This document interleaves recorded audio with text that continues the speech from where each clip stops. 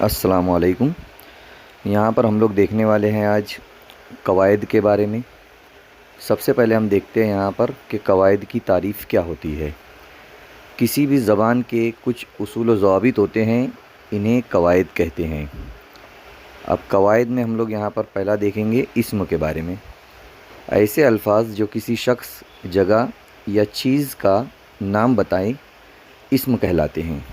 مثلاً احمد، ممبئی اور پتھر یہ کسی شخص، جگہ اور چیز کے نام ہیں۔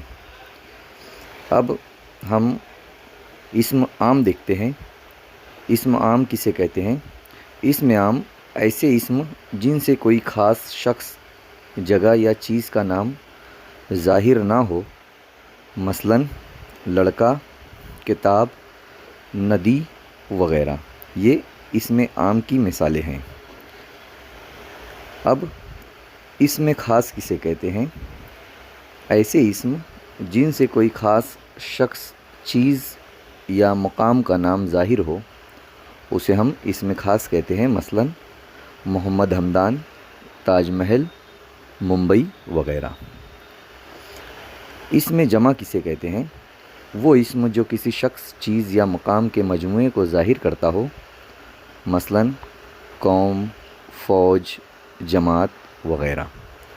اسم کیفیت وہ اسم جسے ہم صرف محسوس کر سکتے ہیں، مثلاً سردی، گرمی، کمزوری وغیرہ۔